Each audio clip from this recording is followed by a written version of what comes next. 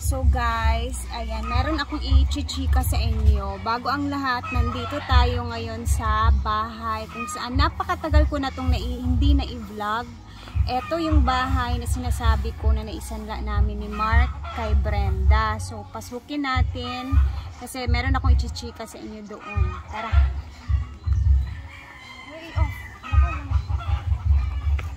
So itong lawak nito guys is 118 square meter. Halika dito sa loob kasi napakainit. So, ang plano namin ni Habi neto ngayon is paunti-unti namin i-renovate no tawag na to. Kasi itong bahay na to guys, simula nung nabili namin to, andito na talaga yung bahay na to. Kumbaga itong nakatayo. So, ang mangyayari dito, 6 years na to sa atin, no? 6 years na to sa amin ni ni Mark, and then 2 years ago, ito yung nakuha natin ulit kay Brenda. Ito yung nasanla natin. Alay, paso kayo, ipakita ko sa inyo kung gaano siya kung matibay pa ba yung loob, ano pa bang pwede natin gawin dito. So, actually, hindi ko alam kung gaano siya kalaki. Gaano kalaki yung layout ng bahay na to, guys? 80 square meter.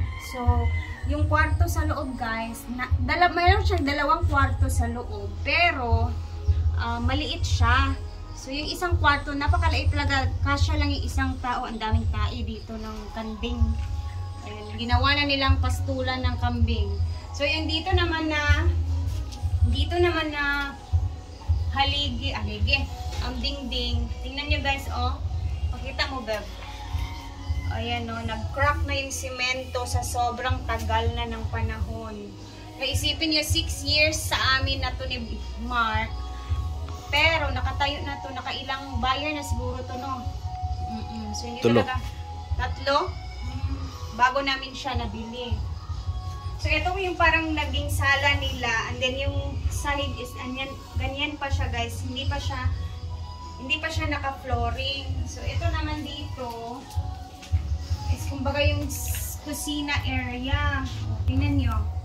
Siguro kung pagpatuloy natin to, beb, konti na lang yung gagastusin natin, no? Dito naman is, tabi-tabi po. CR. Medyo malaki yung CR. Ayan, o, tingnan nyo. Ayan, mga cobwebs na. Medyo malaki yung CR. And then, dito tayo. Tingnan nyo yung kamay ko. Napakalawak. Kitchen daw. Kitchen. Pwede CR na dyan. Kitchen. Pwede na siya. Sa totoo lang, pwede na talaga siya ipagpatuloy. Kung gustuhin ko lang namin ni Mark. So, dito tayo. Pakita ko sa inyo yung kwarto na 2. Ay, yung niya, ang bubong niya. Tsaka medyo naman siya, no? Pulido naman yung simento niya sa totoo lang. Tingnan niyo ang kapal. Aliga na iba. Tingnan niyo ang kapal. Parang maganda yung pagkagawa nila. So, dito tayo sa pinakaunang kwarto. Kumbaga, ito yung pinakamalaki. O, tingnan niyo yung aking kamay. Mga... Meter. Pila? Meters ba? Di pikas. Ha? Di pikas ang kamot. Gani. Iubos na. Ana. Taro ka yung video. Ana, 1.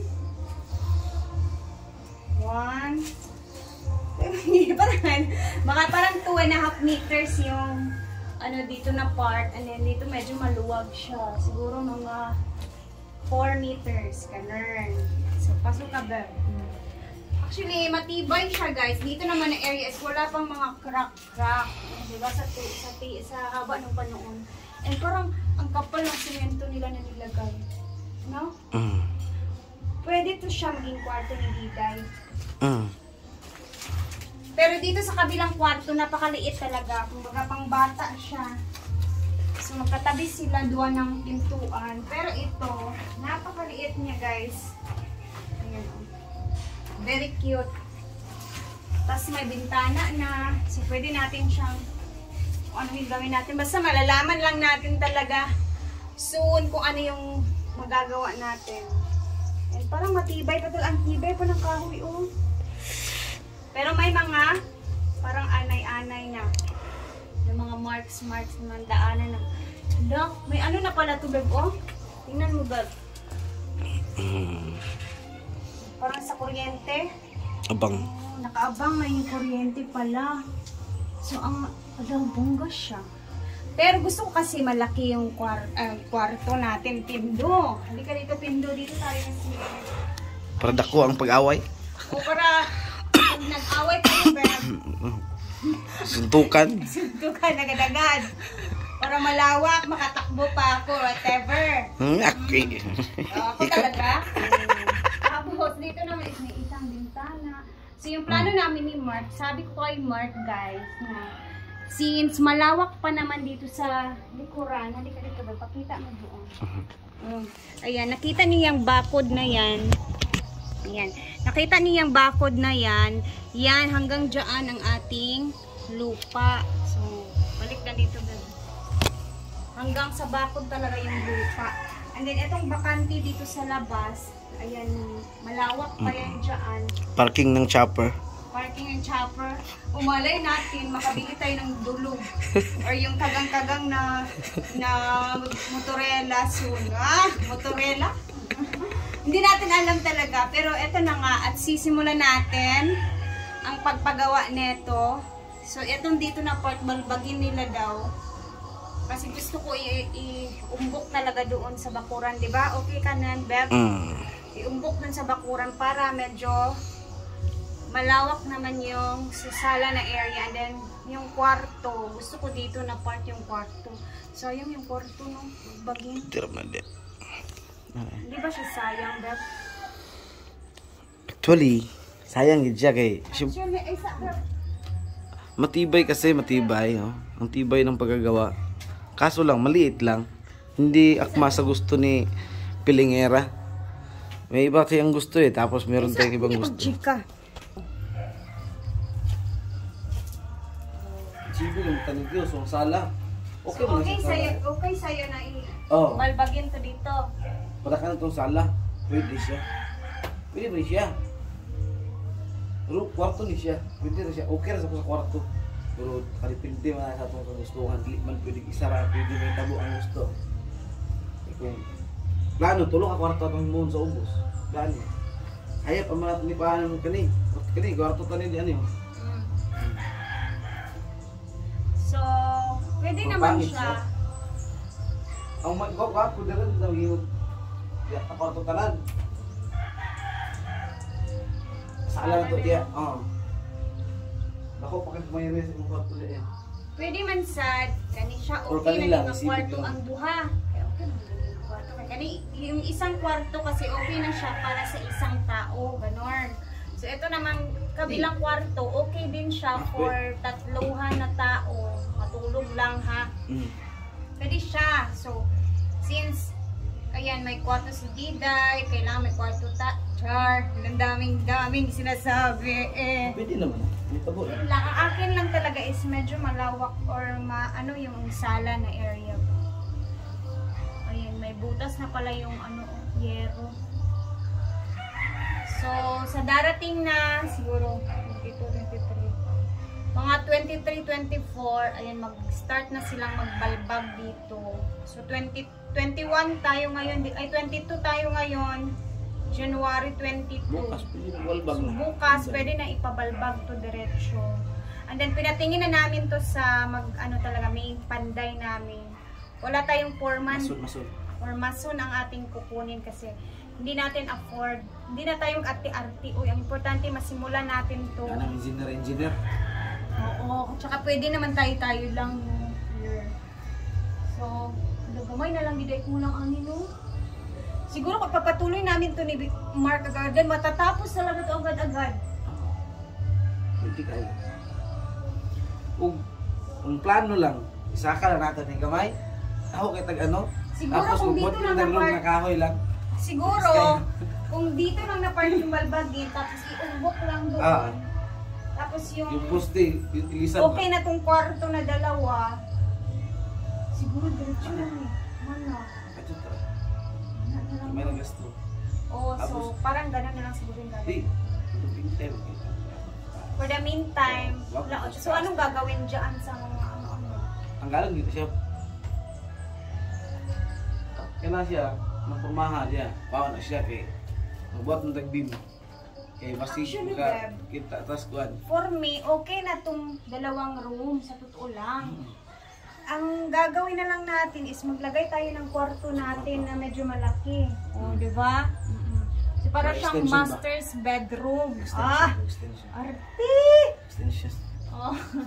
So, dito tayo, banda. So, medyo mahaba na yung sala. So, parang ganun lang siya. O, magaganyan lang siya. Pak! Tapos dito na magiging open yan siya doon. Di. Pwede siya, yan. Pwede rin siya. Ay, tanda rin pusti. Malbag di siya. Sakaan na nato di siya gamay. Sibuga na to para mga itong kwarto. Bubuhat na tag-kwarto na yung residensya kang kaniday baka or kang mama baka. Pero for me, okay naman siya madari ang room. Eh, dito kasi, ito yung pituan na talaga to dito na area. Sibo ba lang pito? Oo. Ang puta. Ito na talaga yung pintuan natin kasi dito tayo maglalagay ng bakuran. Kumbaga, gate natin soon. Pang ano, parking ng airplane. Ha? Or yung mga Oo. jet plane. Ayan, video na. Napakahaba na ng video ko. So, yun na nga guys. Yun yung plano natin ngayon kasi sinabi ko talaga sa sarili ko na 2025. Gano'n yun siya. Balbagin na yan. 2025 na masimula na talaga siya. So, eto, kung ano yung makakaya natin, kung medyo tagilid, yun lang muna. Stop muna. Huwag pilitin para hindi tayo masyadong ma-stress, Beb. No? Tapos, ang importante, Beb, is nasimulan natin siya. Kahit paunti-unti lang. Tsaka, you know, ayoko muna talaga sa totoo lang guys, ayoko talagang umutang kasi hindi naman to madalian na wala kaming titirhan. Kumbaga gusto ko lang siyang masimulan na siya. And then dun sa aming bahay ngayon, kung saan kami nakatira is okay na okay kami doon and hindi pa kami pinapalayas. Salamat kay Manang Amor na sobrang bait din sa amin. God bless you, Manang. Ito at sisimulan na natin paunti-unti ang ating pangarap, pindo. Ayun, andun sa loob. 'Di ba? Ang kapal ng simento na pagkagawa. Totoo lang. So, pakita ko sa inyo dito yung muhon kung hanggang saan ang ating lupa. So, ayan na, dito tayo sa labas. Nakita ninyo yung poste na yan. Straight yan siya doon sa may bakuran. So, ganyan siya ka lawak. Then, pakita ko sa inyo ang muhon, guys. Andito ang nagmuhon natin. So, ayan, kita nyo yan. Ayan ang ating muhon. Ayan.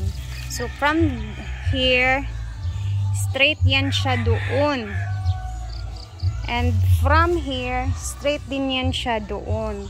So, medyo malawak talaga siya. Ayun, sabi, oh. Kita nyo yung area na bakante pa dyan na area. So, kung maglalagay pa ako ng isang kwarto, bongga siya. Kasi, malawak talaga yung magagawa sa ating sala na area. Kahit hindi na balbagin ang sa kwarto na bali dalawa. So, yung yero neto is kailangan talaga siyang palitan na. And then, ipapacheck natin yung mga ano dyan kung saan hindi na siya matibay. And then, sabi nung aming main panday is yung haligi daw natin is okay na daw yung haligi. Pero, i-check pa din natin yan para safe tayo.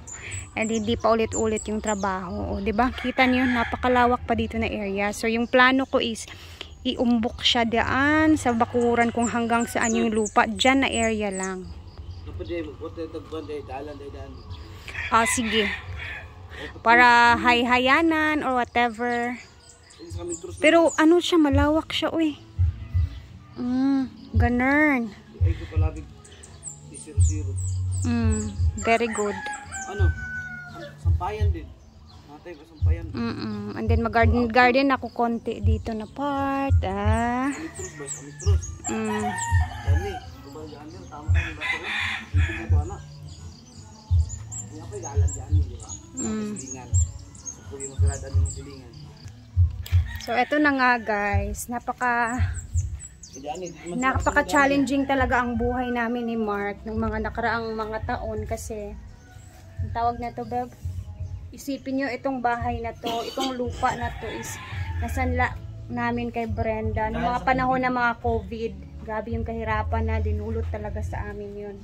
So, sa tulong ni Brenda, as in, kaya sobrang thankful ako. Everyday niyo akong nakikita sa farm. Nagsisikap ako talaga doon na mag-vlog para makuha ko ulit yung bahay na to, sa totoo lang. And then sa tulong lang din ni Brenda, kaya sobra talaga yung utang na loob ko dyan sa taong na yan. And sobrang pasalamat ko talaga sa kanya. So, 2 years ago, nakuha namin ulit ang bahay na to. And then, eto, masaya kaming mag-asawa. Syempre, kasi nasa mga kamay na din namin ulit. And then, eto, papasimulan na natin siyang i-renovate at ayusin para meron na tayong makita. Kasi hindi natin alam kung hanggang saan, di ba, Beb? So, happy for today's video. Happy kami ni Habi. And then, abangan ninyo sa aking mga upload guys. And ayan na, sobrang thank you talaga sa lahat ng mga laging nanonood ng videos ko na upload. Lalong-lalo na talaga dito sa YouTube kasi sobrang laki po ng tulong na binigay ninyo sa akin. Sa totoo lang. Kaya sobrang thank you talaga from the bottom of my heart. Ay, naiiyak talaga po ganito kasi syempre thankful ako na. Kaya ayun na guys, hanggang dito na muna ang video natin, napakahaba na talaga. So natatawa si Mark. Ay, Diyos ko Lord, thank you Lord, salamat sa tanan. And syempre sa nag-iisang brand namin, salamat. Hindi ko kasi maisip kasi guys, kung siguro sa iba namin to na isanla, wala na, narimata na to or whatever. Pero yung kaibigan mo na sobrang matulungin at yung inintindi niya yung hirap mo sa buhay noong mga panahon na sobrang kahirapan talaga. Hindi ko in-expect na iiyak ako ngayon sa vlog na to ha. Pero ayan na, thank you at salamat sa inyong lahat. Thank you talaga. Yun lang talaga yung masasabi ko. Bye-bye. And abangan natin yung mga next vlog neto ha. Salamat. God bless.